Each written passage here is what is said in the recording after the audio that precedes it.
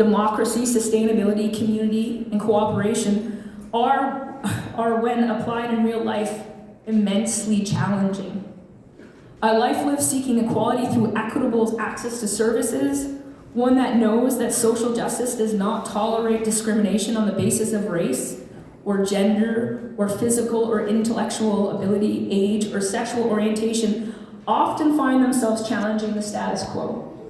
So too, when an individual or group commits themselves to democratic control of our political, social, and economic institutions. When you add in a commitment to find an ecologically sustainable balance between the needs of our generation and the needs of future generations, along with a strong sense of community and the values of respect, caring, and compassion expressed to a desire to work cooperatively, you have a true social democrat. And I would agree with Liz, those folks are every complacent politician's worst nightmare.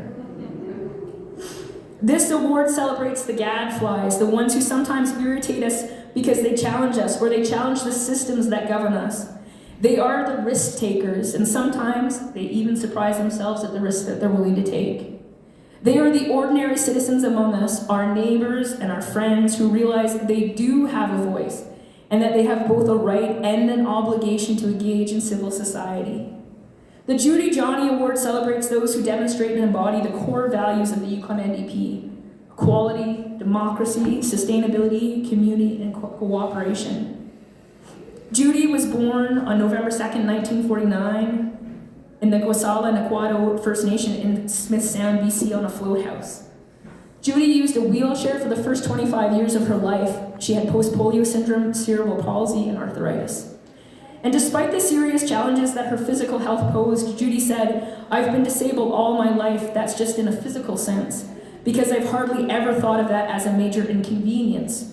I thought of trying to get the services as an inconvenience, but not my disability." She spent her life seeking equality through equitable access to services. She was a community leader who knew that we cannot tolerate discrimination based on race, or gender, or physical or intellectual ability, age, or sexual orientation. She lived by those principles and often found herself challenging the status quo. Judy was feisty. She was persistent, she was funny, dedicated, tenacious, fierce, friendly, and defiant. She was a warrior for herself and for others, and her great spirit left her body on February 4th, 2015. And since her passing, the Yukon NDP has dedicated this award to individuals and groups who have demonstrated these qualities. And when thinking about who should be awarded this year, my first thought was of the passion, tenacity, dedication, and determination of the group of Yukoners who knew that silence really was violence, and who held their very first gathering in support of Palestine on October 13th. They put themselves out publicly at a time when people were losing their jobs and being erased for calling out the violence in Gaza. These folks have not stopped calling for peace. They have not stopped calling for an end to the genocide. That was terrible, sorry. And they have not stopped giving Yukoners a peaceful way to gather to show their solidarity with Palestine. These folks have continued to remind us that we can never be complacent in the face of violence, something I know Judy would support.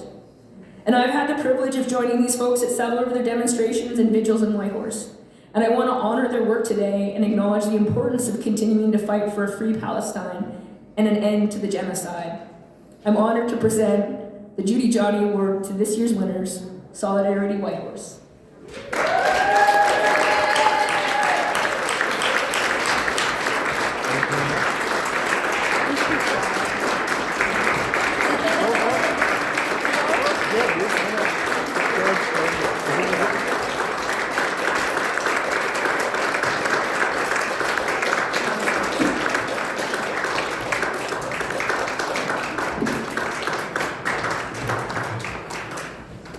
Thanks, Kate.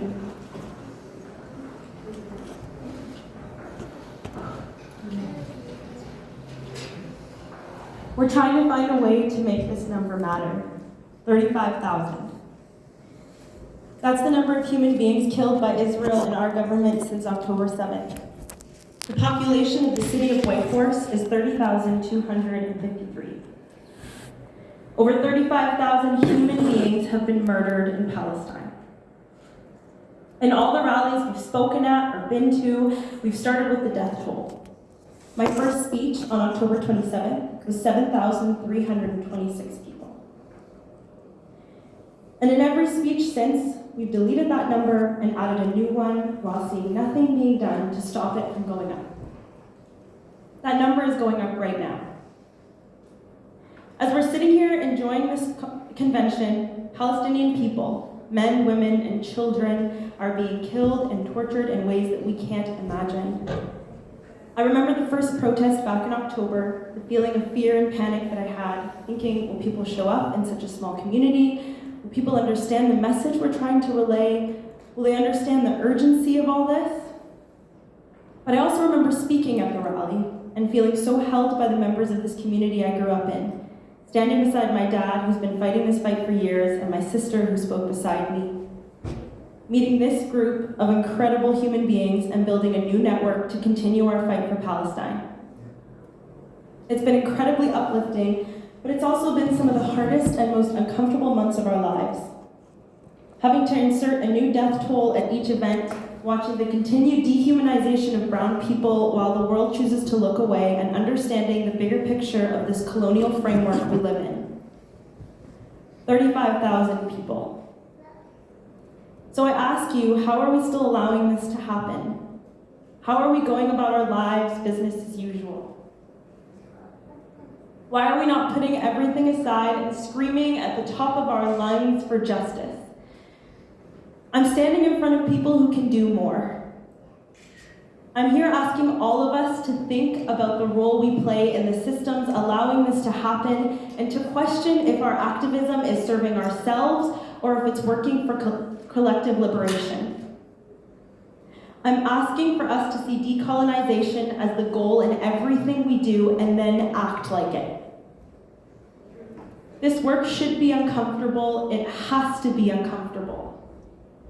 We accept this award, but we will not accept inaction. We are thankful for this opportunity to remind you of all the Palestinian struggle, and we ask you to keep talking, learning about it, and fighting for it far after today. Around the globe, we're seeing what happens when people resist against the norm, against systems that are supposed to protect us on university campuses, in lawmaker offices, and in public spaces. We ask you to see these crackdowns on protests for what they are, and to hold anyone not yelling for a free Palestine accountable for inaction. I wish I had the time today to tell you 35,000 stories about 35,000 people. We look forward to seeing all of you at future events, standing with us and calling for an end to the occupation and for Palestinian justice. Thank you, and free Palestine.